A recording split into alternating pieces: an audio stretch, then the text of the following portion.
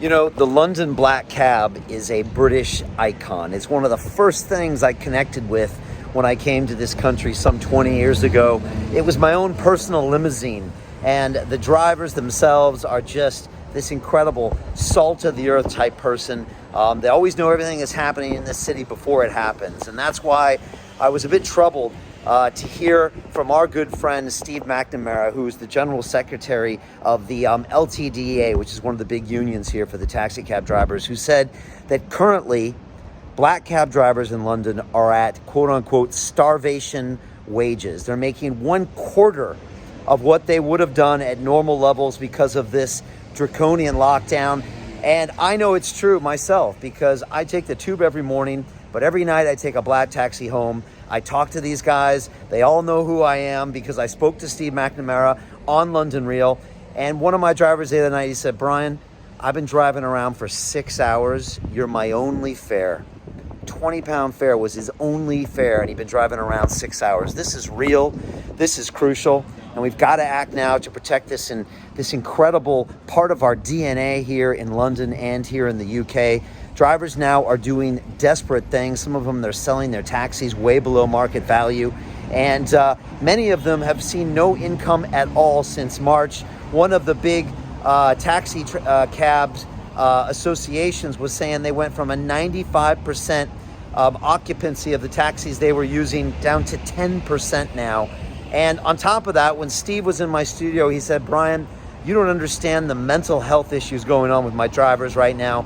They are literally alone, isolated, driving around 6, 8, 10 hours sometimes in this city with no fare, with sometimes these massive electric vehicles that they spend a lot of money on trying to go green to be prepared for the future that they're paying payments on.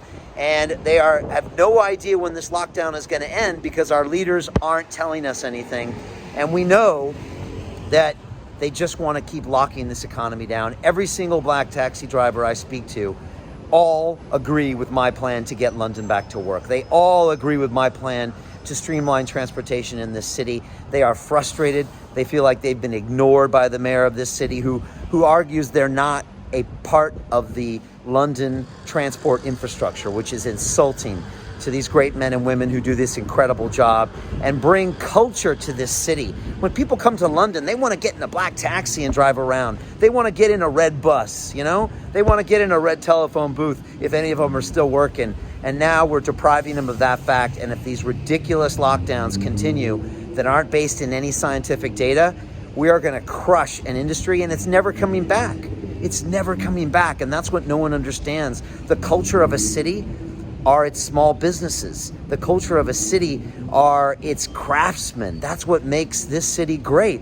Otherwise, it's just going to be another global capital with big, tall buildings and no real culture. We've got to preserve it now, which is why we've got to find a way to get this city back to work. It's my number one policy as your next mayor of London. My detailed policy pages are now on my website. They are live tonight. You can go and look at all the details of each one of my policies, from education first to science first to health first to making our streets safe by investing in our police. It's all there in detail, and it's all been done by the numbers because I have a plan to make this city great again. I do, and I know I can execute on it. Everyone I meet in the streets says, "Brian, we know you're the man for the job," and I'm honored. I'm really humbled by people saying that, but we know we can get in there and do a much better job than these career politicians with their vested interests. They've only had one job their whole life, and that's to get elected again. They don't understand fiscal responsibility.